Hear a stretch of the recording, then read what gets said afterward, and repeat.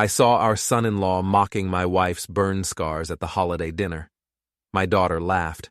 As the story unfolds, take a moment to like, hit the hype button, subscribe, and write in the comments. Would you forgive them or walk away? That's the sentence that matters.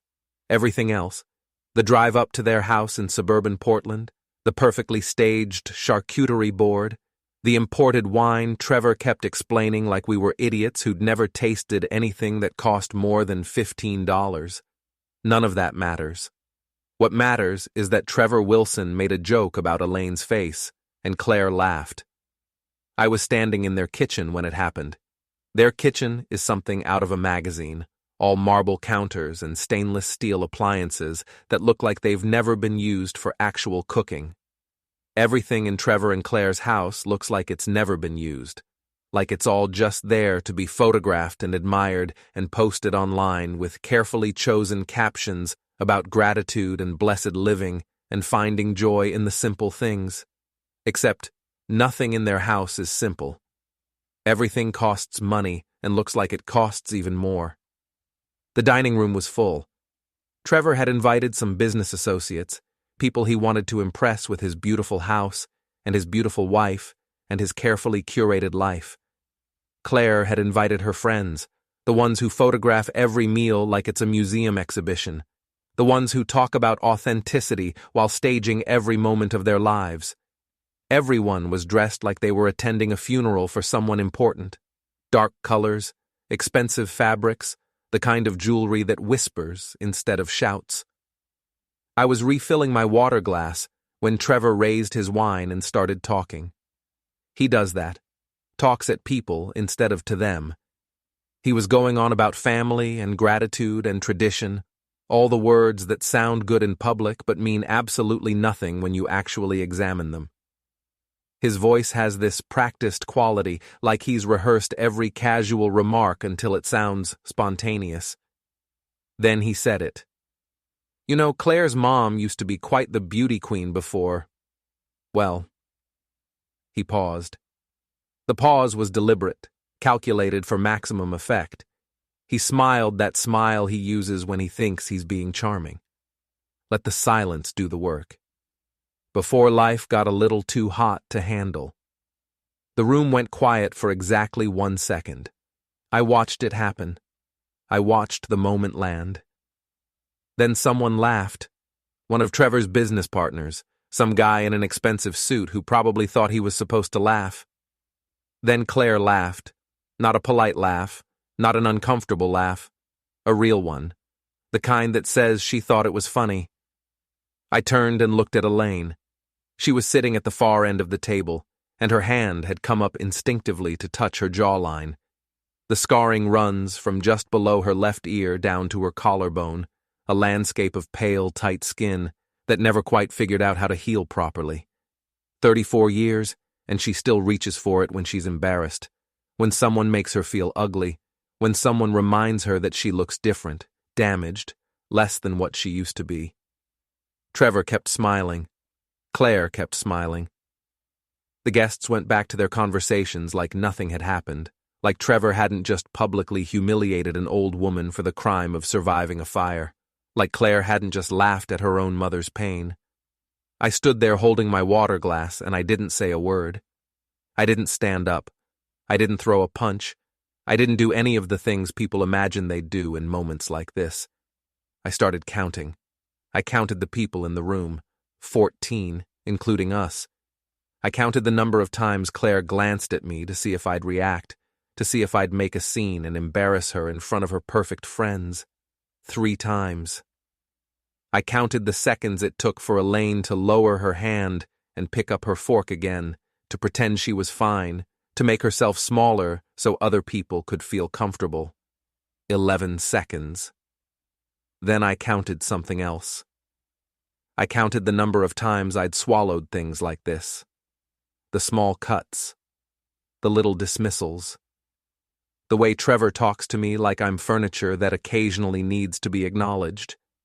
The way Claire introduces us to her friends like we're a charity project she's obligated to maintain. Like she's doing us some enormous favor by allowing us into her beautiful life.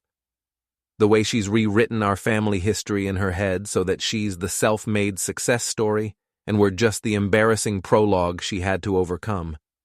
I stopped counting after 23. Not because there weren't more, because 23 was enough. I'm 63 years old. I used to be a fire safety inspector for the city of Oakland, California. I spent 30 years looking at buildings and telling people where the weak points were, where the structure would fail, where the fire would spread if someone wasn't careful. You learn to see things other people miss when you do that job. You learn to spot the hazards nobody else notices. You learn to stay calm while everything around you is ready to burn. You learn that the most dangerous failures are usually the ones people thought were safe. That's what I was doing in Trevor and Claire's kitchen while everyone else enjoyed the party. I was looking for the weak points. I was identifying the structural failures. I was figuring out where the fire would spread. After the toast, people scattered into smaller groups. Claire moved through the room like a hostess from a lifestyle blog, making sure everyone had a drink, making sure every conversation looked picturesque and Instagram-worthy, touching people's arms and laughing at their jokes with that practiced enthusiasm that never quite reaches her eyes. Trevor held court near the fireplace, telling a story about some business deal that made him sound like a genius, gesturing with his wine glass, performing for his audience. I stayed in the kitchen. I was gripping my water glass hard enough that my knuckles had gone white. The marble counter was cold under my other hand. I was staring at nothing, running through scenarios in my head, calculating responses and consequences. That's when Harold Wilson walked past. Harold is Trevor's father, 66 years old, retired contractor, the kind of man who shakes your hand too hard and calls it respect. He spent the last hour playing the wise patriarch, nodding along to Trevor's stories like everything his son says is profound wisdom, complimenting Claire's hosting skills, being the perfect supportive father-in-law. He has that weathered look that some men get when they've worked with their hands their whole lives, though I know for a fact Harold spent the last 20 years of his career in an office, managing other people who did the actual work. He stopped when he saw my wrist. I was leaning against the counter and my sleeve had ridden up. The scarring on my wrists is old but obvious. Burn scars don't fade the way people think they do.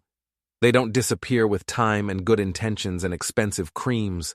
They stay pale and tight, like the skin never quite figured out how to heal properly. The texture is different too, smooth in an unnatural way, like melted wax that hardened before it could flow correctly. Harold's face changed when he saw them. The color drained out of it. His expression went from polite party guest pleasantness to something else, something that looked like recognition, or maybe guilt. His voice dropped to almost a whisper. I know those scars. I looked at him, really looked at him. His hand was shaking, just barely, almost imperceptibly, but I saw it. I've spent my entire adult life noticing small details that other people miss.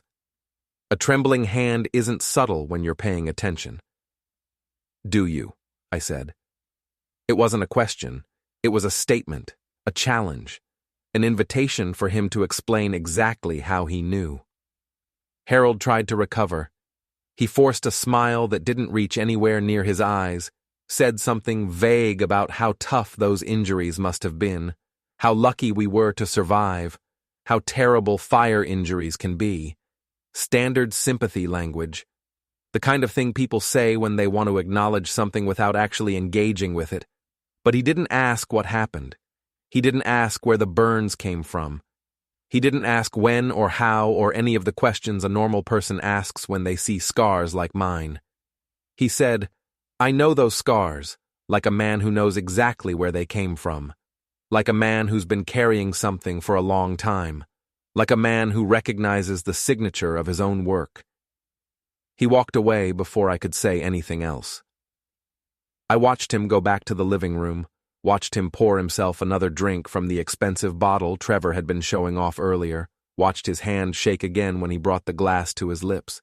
He sat down next to Trevor's business partner and started talking about something, but his eyes kept drifting back toward the kitchen, toward me. That's when I knew. Harold Wilson recognizes these scars because he knows how they happened. Not the general category: burn injury, house fire, tragic accident, one of those terrible things that happen to unlucky people. He knows the specific event. He knows the place. He knows the date. He probably knows the exact address. He knows because he was there, not when the fire happened, but before it. When the decisions were made that turned our home into a place of danger. When corners were cut, and inspections were rushed, and temporary fixes became permanent installations. When profit mattered more than safety, and schedule mattered more than code compliance. I set my water glass down very carefully on the marble counter. The sound it made was too loud in the kitchen. My hands weren't shaking. My hands haven't shaken since 1991. I learned a long time ago that shaking hands don't help you do what needs to be done. I looked back into the living room. Trevor was still talking, still performing. Claire was laughing with her friends, looking radiant and perfect in the carefully arranged lighting. Elaine was sitting quietly on the far couch, making herself invisible the way she's learned to do. Harold was drinking his expensive wine and pretending everything was fine. And I was standing in the kitchen, doing the math, calculating vectors and trajectories and burn patterns, figuring out how to make everything come down. October 1991, Oakland Hills, California. The day that divided my life into before and after. We lived in a development on the hillside, one of those neighborhoods where every house looks like it's posing for a postcard. Tree-lined streets, well-maintained lawns, views of the bay on clear days. Elaine and I had bought our house 2 years earlier, stretching our budget to its absolute limit, because we wanted Claire to grow up somewhere good, somewhere safe, somewhere with decent schools and neighbors who mowed their lawns and cared about property values. We had a mortgage we could barely afford, and a view we thought was worth every penny we didn't have. The wind that day was wrong. You could feel it the moment you stepped outside. Hot and dry, coming down from the inland hills like the mouth of an oven, bringing no relief, just more heat, more pressure, more of that metallic taste that meant trouble. By mid-morning, you could taste metal in the air, that weird coppery flavor that comes before something bad happens. By noon, the sky had turned the color of rust, that sickly orange-brown that shouldn't exist in nature. The fire started in the canyon below us, in the wildland area that separated our development from the next neighborhood over. Later, they'd say it was a small grass fire that got out of control. That made it sound manageable, like someone had just failed to act quickly enough. That wasn't what happened. What happened was that the wind took a small problem and turned it into a catastrophe in about 15 minutes. I was at work when I got the call. I was in the office doing paperwork, filling out inspection reports, drinking coffee that had gone cold an hour earlier. The phone rang, and Elaine's voice was on the other end. Her voice was calm in a way that scared me more than screaming would have. Too calm. The kind of calm people use when they're trying very hard not to panic. "Norman," she said, "I can see smoke." I told her to get in the car. I told her to take Claire and drive down the hill right now.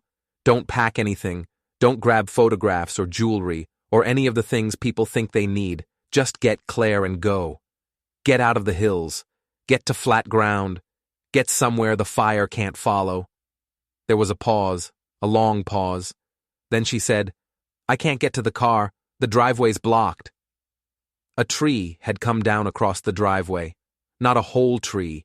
Burning branches from a neighbor's eucalyptus tree, blown across our property by the wind. But enough to block the car in. Enough to trap them. The fire was moving faster than anyone had predicted. Faster than any of the models said was possible. It wasn't moving like a fire.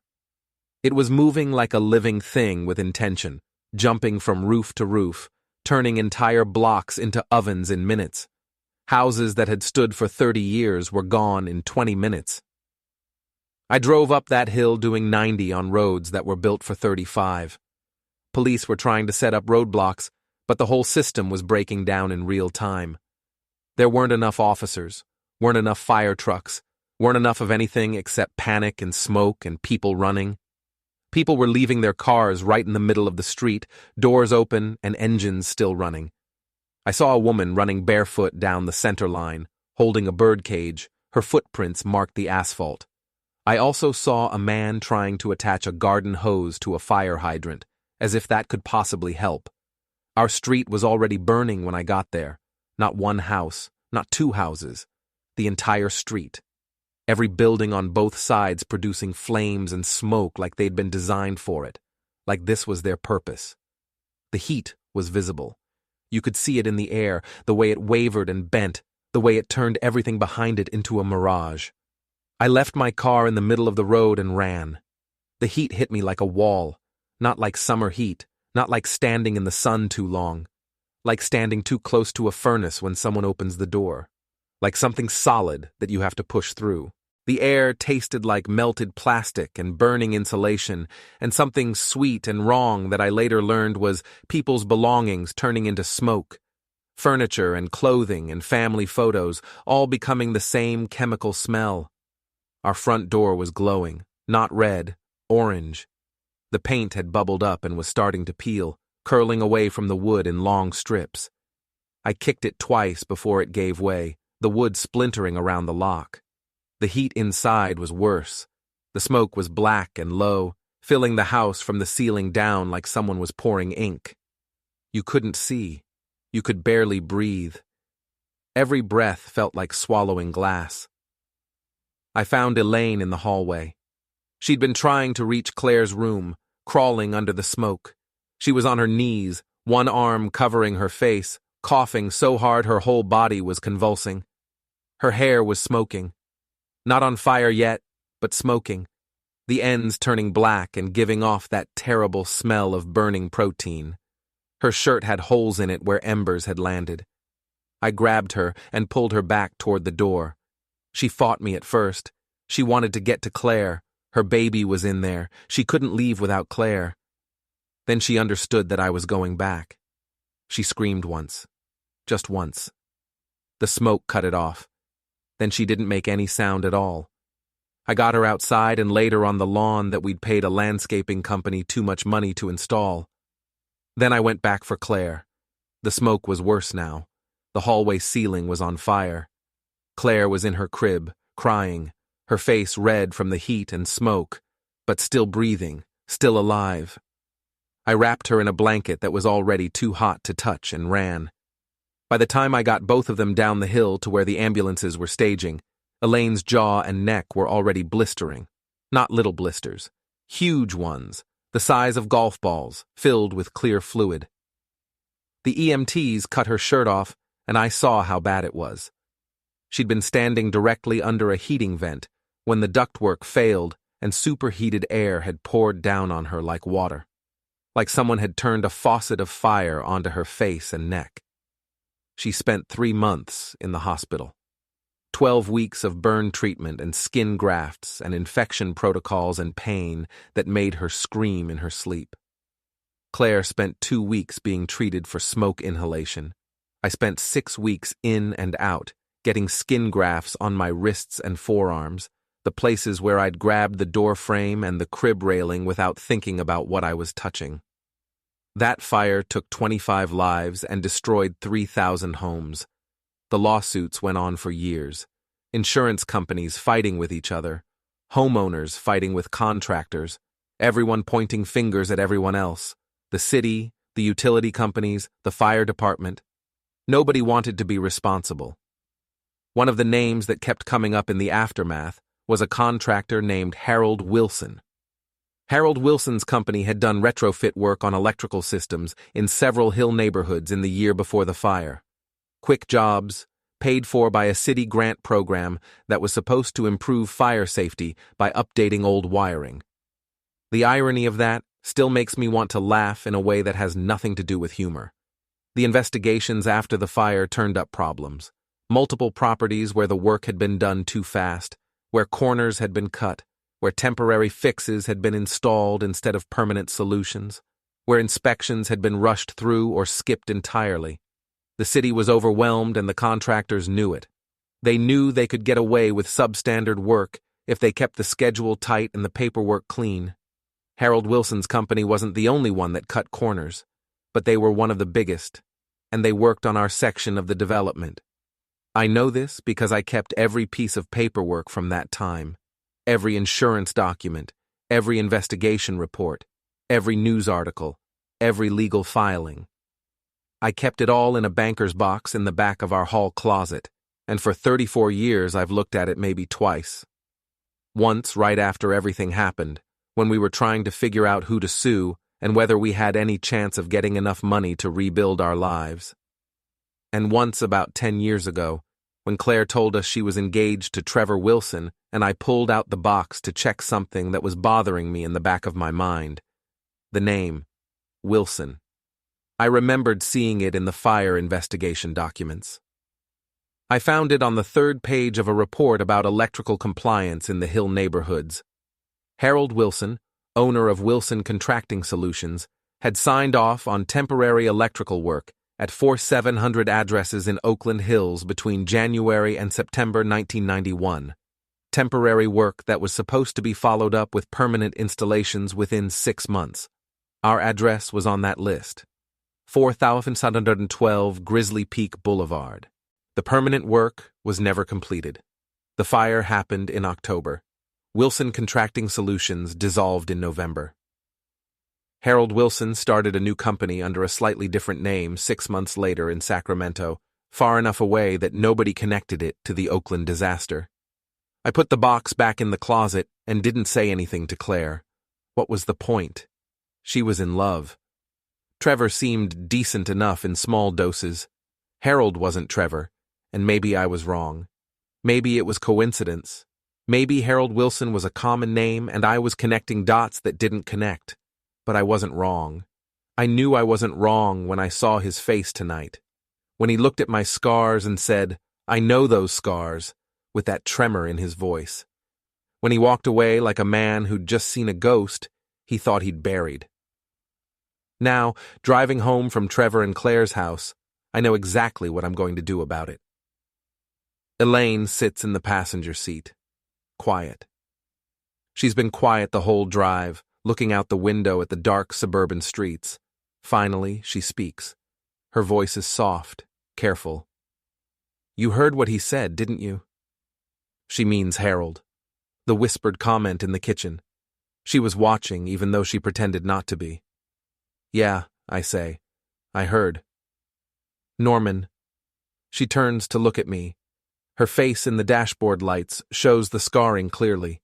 She usually tries to sit in shadow, angle herself so people see her good side. Tonight, she doesn't bother. "Whatever you're thinking, don't." "I'm not thinking anything. You're always thinking something, and you have that look, that fire inspector look, the one that means you've spotted something dangerous." I don't answer. I keep my eyes on the road. I've been driving these roads for 15 years, ever since we moved up to Oregon to be closer to Claire, to help with Claire, to be good parents and good grandparents when the grandchildren came. Except the grandchildren never came, because Claire and Trevor are too busy perfecting their lives to add that kind of chaos. "He recognized your scars," Elaine says. "That's what he said, isn't it? He recognized them." "Yes." "So he knows. About the fire, about what happened." "He knows more than that," I say. "He knows because he was part of it. His company did the electrical work on our street. I checked years ago, when Claire first started dating Trevor. I just never said anything because I thought maybe I was being paranoid." Elaine is quiet for a long moment. Then she says, "You're not paranoid." "No." "What are you going to do?" "I don't know yet." I lie. I know exactly what I'm going to do. I've known since the moment Trevor made that joke, and Claire laughed. But I'm not ready to tell Elaine that. She'll try to talk me out of it. She'll say it's not worth it, that revenge won't fix anything, that we should be the bigger people, all the things people say when they're tired of fighting. But I'm not tired. I'm 63 years old, and I'm not tired at all. We pull into our driveway. Our house is small compared to Trevor and Claire's. No marble counters, no imported wine. Just a normal 3-bedroom ranch house with vinyl siding and a lawn that needs mowing. It's paid off, and it's warm, and it's ours. I help Elaine out of the car. She moves slowly these days. The burn injuries never fully healed, left her with chronic pain that flares up when it's cold or when she's stressed. Tonight, she's both. I can see it in the way she holds herself. Inside, I tell her to go to bed. She looks at me like she knows I'm up to something, but she's too tired to argue. She kisses my cheek, the unmarked side of my face, and goes down the hall. I wait until I hear the bedroom door close. Then I go to the hall closet and pull down the banker's box. I lay out everything from the box on the kitchen table like pieces of evidence in an investigation. And in a way, that's exactly what they are. Proof of neglect, of shortcuts taken, of someone choosing profit over safety. And because of that, 25 people lost their lives. There are newspaper clippings from 1991. The Oakland Tribune with headlines about the firestorm, photos of the hillside neighborhoods reduced to ash and chimney stacks, aerial shots that look like a bombing raid, articles about the investigations, the lawsuits, the finger-pointing. I read through them all again, 34 years later, and the rage feels fresh. There are insurance documents, letters from our insurance company explaining why they weren't going to cover the full cost of rebuilding, letters from other insurance companies explaining why they weren't responsible either. Letters from lawyers explaining why lawsuits would be difficult because there were too many responsible parties and not enough proof of deliberate wrongdoing. Everyone was sorry. Nobody was liable. There are medical bills, hundreds of them. Hospital stays and surgery and physical therapy and prescription medications. Most of it eventually got paid by insurance and government assistance programs, but I kept the bills anyway. Kept the record of exactly what that fire cost us in measurable terms. Elaine's 3 months in the burn unit, Claire's 2 weeks in pediatric care, my own 6 weeks of treatment. The numbers add up to something close to $500,000 in 1991 money. And there, at the bottom of the pile, are the investigation documents, the ones that mention Harold Wilson's company by name. I find the page I'm looking for. It's a photocopy of a photocopy, faded and yellowed, but still readable. A compliance sign-off form for temporary electrical work at 4712 Grizzly Peak Boulevard, dated March 12, 1991, signed by Harold Wilson, contractor. The form includes a note in the margin, handwritten, "Perm installation pending, temp clearance 90 days pending full code upgrade."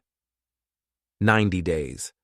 The temporary work was supposed to be replaced with permanent, code-compliant installations within 90 days. That would have been early June. The fire was in October, 4 months overdue. And they'd done this same temporary work on thousands of properties, all with the same 90-day window that nobody enforced. I snap a photo of the document with my phone. The camera I have now is far better than any I owned in 1991. It's strange how technology works. We can record everything, save every moment, and prove every point. Yet we still couldn't stop the fire, couldn't stop the carelessness, couldn't stop 25 lives from being lost and 3,000 families from losing everything. I spend the next hour going through the rest of the documents, photographing the important pages, making notes. By the time I'm done, it's past midnight, and I have a folder on my phone with 47 photos. 47 pieces of evidence connecting Harold Wilson to substandard electrical work that contributed to the Oakland Hills firestorm. Would it hold up in court? Probably not. The statute of limitations has long since passed. The company that did the work doesn't exist anymore. Harold retired years ago. Legally, he's untouchable. But I'm not interested in legal consequences. I'm interested in something else. Something more immediate and more painful in the world Trevor and Claire live in. I'm interested in reputation, in image, in the carefully constructed story of who you are and what you stand for. I'm interested in taking that story and setting it on fire. I close the box and put it back in the closet. but I keep the phone with all those photos. Tomorrow, I'm going to start building something. Not a legal case. A weapon. I go to bed around 2 in the morning. Elaine is asleep, breathing softly. I lie down next to her and stare at the ceiling for a long time before sleep comes. In the morning, everything starts. The next week, I play the part of the reconciling father-in-law. I call Trevor and suggest we get lunch, just the two of us, clear the air. He sounds surprised, but agreeable. We meet at one of those upscale sandwich places where everything costs $18 and comes on artisan bread. Trevor spends the first 10 minutes talking about himself, his business, his plans, his vision for the future. He has a company that does something with software solutions for logistics management. I don't understand what it does, and I don't think Trevor does either. But he's very good at making it sound important. I let him talk. I'm good at that. 63 years of letting people talk while I watch and wait and gather information. Finally, he winds down and looks at me. So, Norman, I'm glad you reached out. I think there was some tension at dinner the other night. I want to make sure we're all good. We're good, I say. I just wanted to understand your business better. Claire talks about it, but I don't always follow. You're looking for investors? His face lights up. This is what he loves. Talking about money, about growth opportunities, about how smart people see the potential in what he's building. Actually, yeah, we're in the middle of a Series A round, looking to bring in 3 to 5 million to scale operations. The market is perfect right now. We've got 3 major clients lined up, contracts practically signed, revenue projections are solid. That sounds promising, I say. Do you have a pitch deck? I used to work with the city budget office. I'm pretty good at reading financial projections. This is a lie. I was a fire inspector, not a financial analyst. But Trevor doesn't know that and doesn't ask. He just hears city budget office and thinks I might know people with money, might be useful. Sure, he says. I can send you the deck. Actually, if you want to give me some feedback on how we present the risk assessment section, that would be great. Investors always want to see that we've thought through the risks. Happy to help, I say. We finish lunch. Trevor pays, making a show of pulling out his credit card and waving away my wallet. He sends me the pitch deck that afternoon. 43 slides of charts and graphs and projections, all designed to make Trevor's company look like the next big thing. I read through it carefully that evening. Very carefully. By page 15, I can see the problems. The revenue projections are based on contracts that Trevor describes as practically signed, but there's no documentation that any contracts actually exist. The client names are real companies, but there's nothing showing they've actually agreed to anything.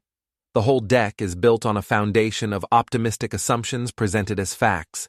It's not illegal, it's just misleading. The kind of thing that works great until someone asks hard questions. The kind of thing investors hate when they find out they've been sold a story instead of a business. I make notes. Highlight the questionable claims. Cross-reference them against basic business logic. By the time I'm done, I have a document that looks like a fire inspector's report. Detailed, methodical, devastating. Then I start researching Trevor's potential investors. Their names are in the pitch deck, companies and individuals Trevor is courting. It takes me 3 days to find email addresses and phone numbers. Another 2 days to draft a message that sounds helpful instead of accusatory. The message I send is simple. I was asked to review the attached pitch deck by a family member involved with the company. Before you commit capital, you may want to verify some of the claims in the revenue projection section. Specifically, the existence and scope of the client contracts listed on slides 16 to 19. I'm flagging this purely as a risk management courtesy. Please conduct your own due diligence. I send it to 2 of the 3 investors Trevor is courting. I don't attach my name. I use a generic email address. I'm not trying to destroy Trevor's business. Not yet. I'm just planting seeds of doubt, asking questions that will make smart people pause. Within 48 hours, one of the investors backs out. Trevor doesn't know why. He calls me, frustrated, asking if I showed the deck to anyone. I tell him I just gave him some notes on the risk assessment section, tried to make it more conservative, more credible. He thanks me and says he'll incorporate the feedback. He doesn't realize I've already used his own deck to undermine him. While I'm working on Trevor, I'm also watching Claire. This part is harder. She's my daughter. I carried her out of a burning house when she was 2 years old. I paid for her education. I drove her to soccer practice and helped her with homework and walked her down the aisle at her wedding. And she laughed when her husband mocked her mother's scars. That's the thing I can't get past. Not Trevor's cruelty. I expect nothing from Trevor. But Claire's laughter. That was a choice. She could have shut it down. She could have stood up for her mother. Instead, she chose her husband's approval over her mother's dignity. She comes to visit on a Saturday afternoon, ostensibly to check on us. Really, she's checking to see if I'm going to cause problems. Claire has always been good at reading tension, at spotting potential embarrassments before they happen. "Dad," she says, sitting at our kitchen table with a cup of coffee she hasn't touched. "I wanted to talk about dinner the other night." "What about it?" "Trevor said you've been helping him with some business stuff. His investor pitch. He said you've been really helpful. Just giving him some feedback, making sure he's being accurate in how he presents things." Claire's eyes narrow slightly. She's always been sharp. "What kind of feedback?" "Financial stuff, making sure his projections are realistic. You know how investors are. They want to see that you've thought through the risks, that you're not overselling. Trevor knows what he's doing." "I'm sure he does. I'm just offering a different perspective." She sets down her coffee cup. "Dad, if you're trying to sabotage Trevor's business because you're angry about something, why would I be angry?" The question hangs in the air. Claire looks at me, and for a moment I can see her trying to figure out if I'm bluffing. Then she makes a choice. She decides to confront it directly. Because of what Trevor said at dinner, about Mom. "What did he say about Mom?" "Dad, come on, don't play dumb. The comment about the scars. It was a joke. It was in poor taste. Trevor knows that. He apologized to me afterward." "Did he apologize to your mother?" Claire looks away. "Mom's fine. She knows Trevor doesn't mean anything by it. He just has that kind of humor sometimes." "That kind of humor," I repeat. "The kind where you laugh at someone's suffering." "It's not like that. You're making it into something it's not. Trevor's father was there. He didn't think it was a big deal. Nobody thought it was a big deal except you. Your mother thought it was a big deal. Mom is sensitive about the scars. We all know that. But she's been sensitive about them for 30 years. At some point, you have to move on." I look at my daughter. Really look at her. She's 34 years old, beautiful, successful by the measures she cares about. She has a nice house and a handsome husband and a life that looks perfect in photographs. And she just told me that her mother should get over the scars she got from being burned alive. "Move on," I say quietly. "Yes, move on. It was a long time ago. I barely remember it. And I know it was traumatic. But you can't live in the past forever. You can't let something that happened 30 years ago control your whole life. Claire, you were 2 years old. You don't remember it because you were unconscious from smoke inhalation when I carried you out. Your mother remembers it because she spent 3 months in the hospital getting skin grafts. I remember it because I can still smell burning plastic when I close my eyes. This isn't about living in the past. This is about your husband mocking your mother's appearance and you laughing. I didn't laugh at Mom. I laughed at Trevor's joke. There's a difference." "No," I say. "There isn't." Claire stands up. Her face has gone hard. This is the face she uses when she's decided someone is being unreasonable, when she's decided she's the wronged party. I've seen it before. I've watched her use it on waiters and customer service representatives and anyone else who doesn't immediately give her what she wants. You know what, Dad? This is exactly what I was afraid of. You're turning this into some big dramatic thing because you can't let go of your resentment. Trevor's father recognized your scars because he's a decent man who felt bad for you. That's it. That's all that happened. And instead of accepting sympathy like a normal person, You're building some conspiracy theory in your head. Trevor's father recognized my scars because his company did the electrical work that failed during the fire. The words come out calm and flat. Claire freezes halfway to standing. She sits back down slowly.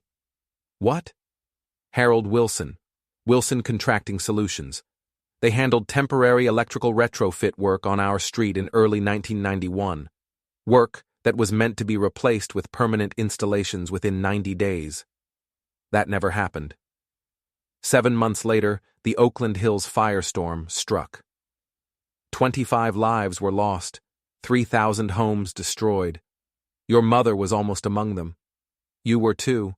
I have the documents to prove it. Claire's face has gone pale. You're saying Harold was responsible for the fire? I'm saying his company cut corners on electrical work that was supposed to protect houses from fire. I'm saying they signed off on temporary installations and never followed through. I'm saying when that wind came down and the fire started spreading, those temporary fixes failed. And I'm saying Harold looked at my scars and knew exactly where they came from because he's been living with that knowledge for 34 years. That's insane. You can't prove that. You're connecting things that aren't connected because you want someone to blame. I have his signature on a compliance form. I have the date. I have our address. I have investigation reports that specifically mention substandard electrical work in Hill properties. It's all documented, Claire. I kept everything. She shakes her head. Even if that's true, and I don't believe it is, what does it have to do with now? Harold's retired. That was decades ago. You're holding a grudge against an old man for something that might not even be his fault. I'm not being resentful, I say. I just want everyone to know the truth about the person they're praising. You joined a family whose carelessness almost cost your mother her life. And now you sit in their dining room laughing while they make jokes about her scars. I need you to realize what you've decided to be part of. Claire stands up again. This time she doesn't sit back down. You're unbelievable. I came here to try to smooth things over, to be the peacemaker, and you're sitting here plotting some kind of revenge scheme against my husband's family. Do you hear yourself? Do you understand how pathetic this is? Pathetic, I repeat. Yes, pathetic. You're an old man nursing ancient wounds and trying to drag everyone else down with you. Trevor is trying to build something. I'm trying to build a life. And you're so obsessed with your old story, your old trauma, that you can't stand to see anyone else succeed. Well, I'm not going to let you wreck my future because you can't let go of the past. She grabs her purse and heads for the door. Before she leaves, she turns back. Stay away from Trevor's business. Stay away from his family. If you try to cause problems, if you try to spread these conspiracy theories, I will cut you out of my life completely. I mean it, Dad. I will not let you destroy what I've built. The door slams. I sit at the kitchen table, listening to her car start, listening to her drive away. Elaine comes out of the bedroom. She's been listening the whole time. She sits down across from me, reaches across the table, takes my hand. She chose them, Elaine says quietly. Yes. Even after you told her, even after she knows what Harold did, she chose them. Yes. Elaine squeezes my hand. Her palm is warm. The scars on her neck catch the afternoon light coming through the kitchen window. She looks at me, and there's no fear in her eyes. No plea for me to back down, to be reasonable, to let it go. Good, she says. Now you don't have to feel bad about what you're going to do. 2 weeks later, Trevor calls me. His voice is tight, stressed in a way I haven't heard before. Norman, we need to talk. What's wrong? Can you come over? Tonight? It's important. I agree. When I arrive at their house, Trevor is pacing in the living room. Claire is sitting on the couch, arms crossed, face carefully neutral. Harold is there too, sitting in the same chair he occupied during the holiday dinner. He doesn't look at me when I walk in. Trevor stops pacing. I'm going to be direct. Someone has been contacting my investors, asking questions about our revenue projections, suggesting that our client contracts aren't real. 2 potential investors have backed out. A third is asking for documentation we don't have yet because the deals are still in negotiation. That's unfortunate, I say. Is it you? Why would I do that? Because you're angry about something. Because you have some grudge against my father that you're taking out on me. I don't know. But the timing is suspicious. I send you my pitch deck and suddenly investors are getting cold feet. I look at Trevor. He's standing in his expensive living room in his expensive clothes, and he looks scared. Really scared. Not the performative anxiety of someone who wants sympathy. The real thing. The kind of fear that comes when you realize the future you've been counting on might not happen. Trevor, I say calmly, if your investors are backing out because someone asked them to verify your claims, maybe the problem isn't the questions. Maybe the problem is the claims. His face goes red. My business is solid. The projections are accurate. Those contracts will close. Will they? Yes. Then you should be able to prove it. Show the investors documentation. Show them signed agreements or letters of intent or negotiation records. Shouldn't be hard if everything is as solid as you say. Trevor's jaw clenches. He looks at Claire. She stands up and joins him, presenting a united front. Dad, Claire says, I told you to stay out of Trevor's business. I'm not in his business. I'm sitting in my house watching his business fall apart on its own because it's built on optimism instead of facts. You sent those emails. I know you did. What emails? The ones warning investors off. The ones raising questions about Trevor's credibility. Don't play dumb, Dad. You're trying to sabotage him. I look at my daughter. Claire. I gave Trevor feedback on his pitch deck. I told him his projections looked aggressive. I suggested he be more conservative in how he presented uncertain revenue. If someone else looked at that deck and came to the same conclusions I did, that's not sabotage. That's reality. Harold finally speaks. His voice is rough, tired. This needs to stop. Everyone turns to look at him. He's staring at me, and his hands are shaking again. Norman, Harold says, I know what you think you know. About Oakland, about the electrical work, about what happened. The room goes very quiet. Trevor looks confused. Dad, what are you talking about? Harold ignores him. He keeps his eyes on me. It was a long time ago. A lot of companies were doing the same kind of work. The standards were different then. Nobody knew the fire would happen. You knew the work was temporary, I say.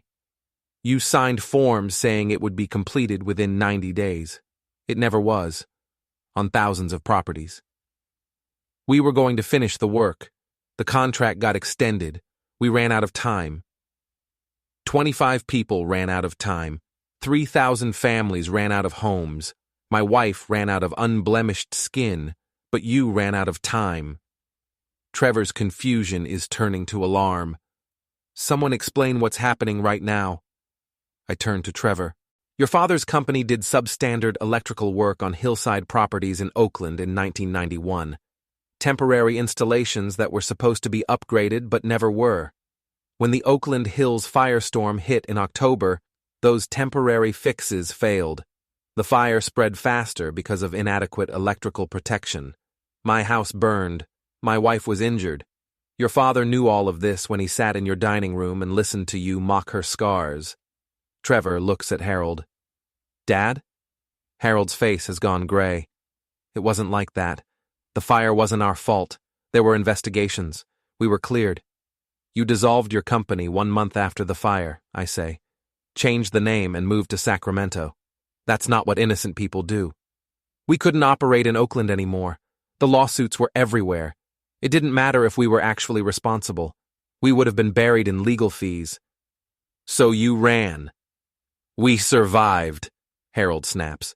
We did what we had to do. Just like you did. Just like everyone did. You don't get to stand there and judge me for choices I made 30 years ago when you don't know what it was like. I know exactly what it was like, I say quietly. I was there.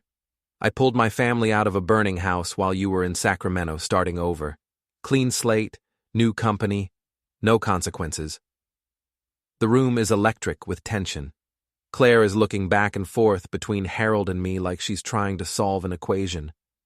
Trevor has gone pale. Then Trevor makes his choice. The same choice Claire made. "This is ridiculous," he says loudly. "You're saying my father caused a natural disaster? That fire took 25 lives. It was a tragedy, the result of wind, drought, and misfortune. No one was to blame for it." "It was a lot of people's faults," I say. "Your father was one of them." "You can't prove that, and even if you could, it doesn't matter. It's over. It's done. Nothing you do now will change what happened then." "No," I agree. "But it might change what happens next." Trevor steps closer to me. He's trying to be intimidating, trying to use his height and his anger to push me back. It doesn't work. I've faced down actual fires. Angry men don't scare me. "Let me be very clear," Trevor says. "If you keep spreading this story, if you keep sabotaging my business, if you keep harassing my father, I will take legal action. Slander, harassment, whatever applies. I will bury you in legal fees until you have nothing left." "Trevor," I say, "you're broke. Your investors are backing out. You don't have money for lawyers." His hand forms a fist. For a second I think he might actually swing at me. Then Claire grabs his arm. "Trevor, don't." He pulls his arm free but doesn't hit me. Instead, he points at the door. "Get out. Get out of my house. You're not welcome here anymore, either of you." "Trevor," Claire says. "No, I mean it. They want to burn down our lives over something that happened before we were born? Fine. But they can do it from outside this family." I turn to leave. Before I reach the door, I stop and look back. "One more thing," I say. "I'm not done yet." Trevor's face goes white with rage. "There's nothing left for you to do. You've already done enough damage." "Not nearly enough," I say. "I'll see you soon." I walk out. I drive home. And I start planning the final move. What Trevor doesn't know is that I've spent the last 2 weeks doing more than just undermining his investor pitch. I've been building something comprehensive, a complete picture of the Wilson family's history, Harold's business dealings, and the connection to the Oakland Hills firestorm. I've compiled every newspaper article I could find. I've obtained copies of public records from the fire investigation. I've tracked down the names of other families who lost homes on our street, people who might remember Wilson Contracting Solutions. I've put together a timeline that shows exactly when Harold's company did the work, when they were supposed to complete it, when the fire happened, and when the company dissolved. It's not a legal case. I've accepted that I can't sue, can't prosecute, can't get any official justice, but I can do something else. I can make sure everyone knows. The key is Trevor's desperation. He's losing investors. His carefully constructed business is collapsing. He needs to rebuild confidence, needs to show people that he's legitimate, that he comes from good stock, that the Wilson name means something solid and trustworthy. So he's going to throw a party. Claire will insist on it. They'll call it a small gathering to clear the air, to show that everything is fine, to demonstrate that the whispers about Trevor's business are just rumors from jealous competitors. They'll invite the remaining investors, business partners, influential friends. They'll put on a show. And I'm going to make sure I'm invited. It takes 3 days. I wait, watching their social media, watching for the announcement. Sure enough, Claire posts about an intimate evening with friends and family at their home. The kind of carefully worded invitation that suggests exclusivity and success. I call Trevor the day after the announcement. "I want to apologize," I tell him. There's a long silence on the other end of the phone. "Apologize." "For what I said the other night. I was out of line. I was angry about the comment at dinner and I took it out on you and your father. That wasn't fair." More silence. Trevor is trying to figure out if this is a trap. He should trust his instincts. It is a trap. "I appreciate that," he says cautiously. I know you're having a gathering this weekend. I'd like to come. Elaine and I both would. I want to show that there's no hard feelings, that we can move past this. I can practically hear Trevor thinking.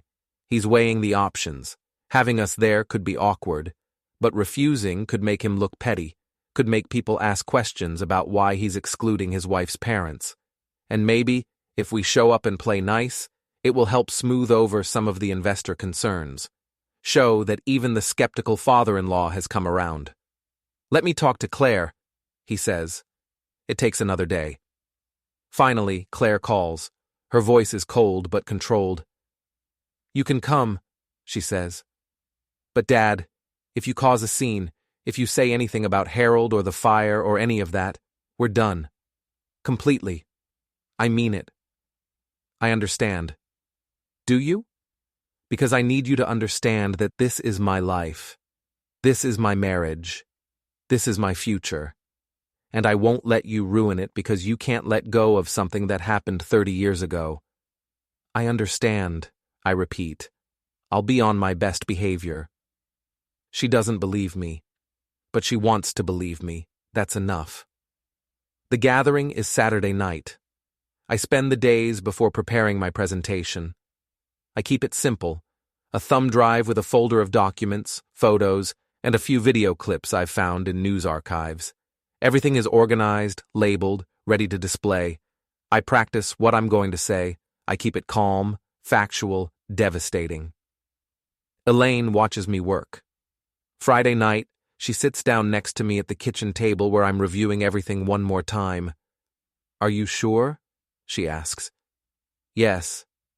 This will destroy your relationship with Claire. You know that. Claire destroyed that relationship when she laughed at your scars. I'm just making it official. Elaine reaches up and touches her neck, the old scarring. I've lived with these for 34 years. I've lived with people staring, with children asking what happened, with strangers feeling sorry for me. I learned to hide them, to wear scarves, to angle myself in photos. But I never hated them. You know why? Why? Because you got them trying to save me. Because every time I look in the mirror, I remember that you ran into a burning building to pull me out. These scars mean I survived. They mean you loved me enough to risk everything. She takes my hand. But when Trevor mocked them, when Claire laughed, they tried to make my survival into a joke. They tried to make your courage into something shameful. And that I can't forgive. So you're okay with this? I'm not just okay with it, Elaine says. I want you to burn them down. Saturday night arrives. We dress carefully. Elaine wears a blue dress that doesn't hide the scars. I wear slacks and a button-down shirt, the kind of outfit that says respectable and harmless. I put the thumb drive in my pocket. We arrive at Trevor and Claire's house at 7. The gathering is already underway. There are maybe 20 people there. I recognize some faces from the holiday dinner. Trevor's business partners, Claire's friends, Harold sitting in his usual chair looking patriarchal and wise. Trevor greets us at the door. His smile is forced, but present. Norman, Elaine, glad you could make it. Wouldn't miss it, I say. We move into the living room. People glance at us, whisper to each other. Everyone knows there's been tension. Everyone is watching to see what happens next. That's fine. I want them watching. Claire circulates, playing hostess, making sure everyone has drinks and appetizers and feels attended to. She introduces us to a couple we haven't met before, potential investors Trevor is courting. These are Trevor's in-laws, she says with a bright smile. They're visiting from out of town. Not her parents, Trevor's in-laws. Even now she's creating distance. The evening proceeds. Conversation flows.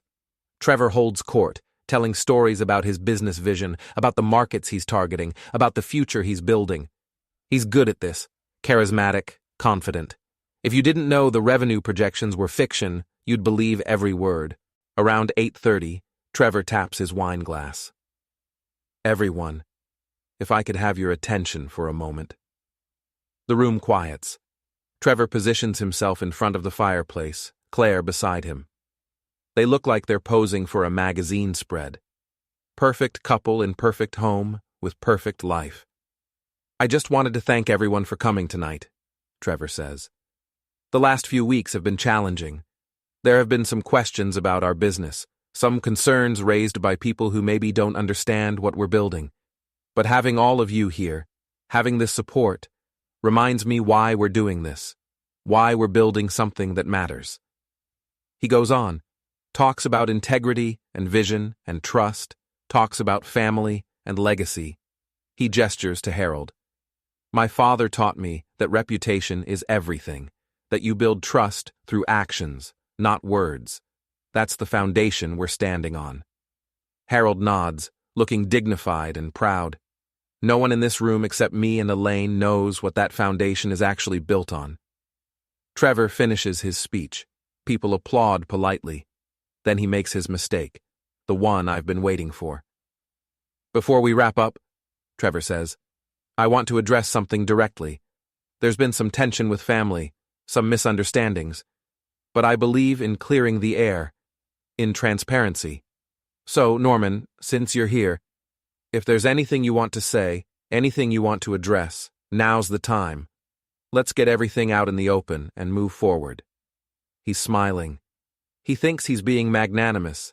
He thinks I'll either stay quiet or say something brief and reconciliatory, and either way he wins. Either way, he looks like the bigger man. I stand up. Every eye in the room is on me. Actually, I say, I do have something to share. Do you mind if I use your TV? Trevor's smile flickers. The TV. I put together a presentation. Just some context I think everyone should have, about where we come from, about history, about the truth. Claire has gone pale. She knows something is wrong, but she doesn't know what yet. Trevor hesitates, caught between his promise of transparency and his sudden instinct that he's made a terrible mistake. But there are 20 people watching. He can't back down now without looking like he's hiding something. Sure, he says slowly. Why not? I pull out the thumb drive. Trevor's TV is massive, expensive, connected to every device imaginable. It takes me less than 30 seconds to connect the drive and bring up my folder. I navigate to the first file, an archived news broadcast from October 1991. The video plays. Helicopter footage of Oakland Hills burning. Reporter's voice describing the firestorm, the wind speeds, the catastrophic spread. Houses reduced to foundations. Neighborhoods that look like war zones. Everyone in the room is watching now, confused but captivated. The news footage shows firefighters battling the blaze, scenes of frantic evacuations, and survivors staring in disbelief. The numbers scroll across the bottom of the screen, 25 lives lost, 3,000 buildings reduced to ruins, and hundreds more left injured. Then the footage cuts to an interview. A reporter talking to contractors who worked on hillside properties. And there, on screen for exactly 12 seconds, is a younger Harold Wilson in a hard hat. The reporter asks, "Were there any safety concerns about the electrical work done in these neighborhoods?" Harold on screen answers, "We followed every code requirement. The work was done properly. Nothing could have prevented this fire." I freeze the frame on Harold's face. Then I turn to face the room. "That's Harold Wilson," I say quietly, Trevor's father, talking to reporters 3 days after the Oakland Hills firestorm, insisting that the electrical retrofit work his company did in the hills was up to code. Harold has gone completely gray. Trevor is looking back and forth between the TV and his father. Claire is standing frozen, gripping her wine glass like it's the only solid thing in the universe. I advance to the next slide. It's a scanned document. The compliance form I found in my box, enlarged so everyone can read it clearly. This is a temporary electrical compliance sign-off for 4712 Grizzly Peak Boulevard, I say. Our address, signed by Harold Wilson on March 12, 1991. It approves temporary electrical work with a note that permanent code-compliant installations would be completed within 90 days. I let that sink in. Then I advance to the next slide. A calendar showing March 1991 through October 1991. 90 days from March 12th is June 10th. The fire happened October 20th. 4 months overdue. The permanent work was never completed. Not on our property. Not on thousands of other properties Harold's company signed off on. Someone in the audience says, "Wait, are you saying—" I'm saying that Harold's company cut corners. Installed temporary fixes and never followed through with permanent solutions. When the firestorm hit, those temporary fixes failed. The fire spread faster than it should have because houses weren't protected the way they were supposed to be. Trevor tries to interrupt. "This is ridiculous. You can't blame my father for a natural disaster." "I'm not done," I say. I advance to the next slide. It's a photo. Elaine in a hospital bed, barely recognizable under bandages. The date stamp shows October 1991. The room goes completely silent. "That's my wife," I say. 3 days after the fire, she spent 3 months in the burn unit, multiple skin grafts, chronic pain for the rest of her life, all because we trusted that when someone signed off on electrical safety work, they actually meant it. I advance again. Another photo. My wrists, freshly bandaged. That's me, 2 weeks after the fire, second-degree burns from pulling my wife and 2-year-old daughter out of our burning house. I advance one more time. A photo of Claire as a toddler, in a hospital crib, oxygen tubes visible. That's Claire, Trevor's wife, your hostess, at 2 years old being treated for smoke inhalation. Claire makes a small sound, something between a gasp and a sob. She's staring at the screen, at her own tiny face in that hospital crib. Maybe she really didn't know. Maybe she'd built her whole life on not knowing, on not looking, on keeping the past buried where it couldn't interfere with her perfect present. I turned to face Harold directly. "You recognized my scars the moment you saw them. You said, 'I know those scars,' not, 'What happened to you?' Not, 'How did you get hurt?' You said you knew, because you've been carrying this for 34 years, because you knew the work wasn't finished. You knew you cut corners. You knew people might get hurt. And when they did, you dissolved your company and walked away." Harold tries to speak. His mouth opens, but nothing comes out. His hands are shaking so badly he has to grip the arms of his chair.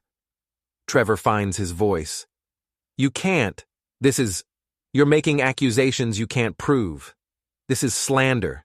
This is—" "Everything I've shown you is documented," I say. "News footage, public records, hospital photos.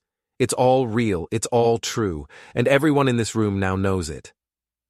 I turn to Trevor's business partners, the investors he's been courting. "Trevor told you reputation is everything, that you build trust through actions. He learned that from his father. So let me tell you about Harold Wilson's actions.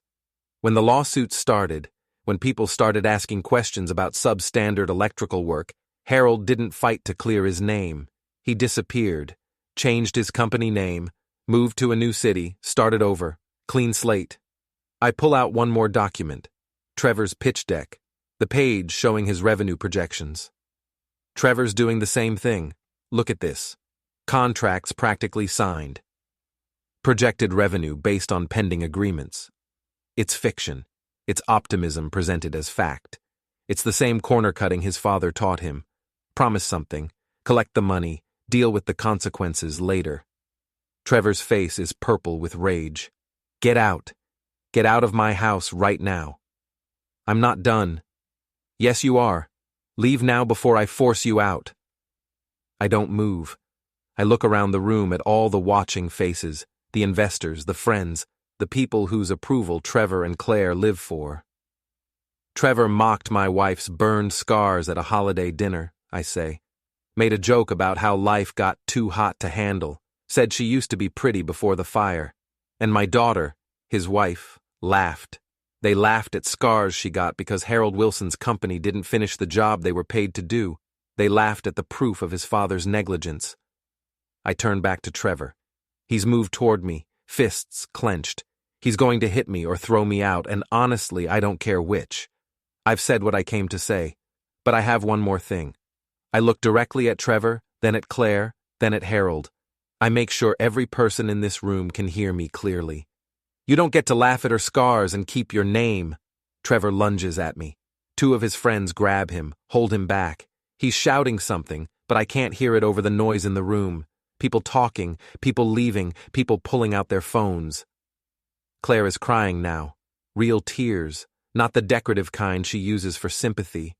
She's looking at the screen where her toddler face is still frozen, at the hospital equipment, at the proof that her perfect life was built on top of ashes and pain and negligence.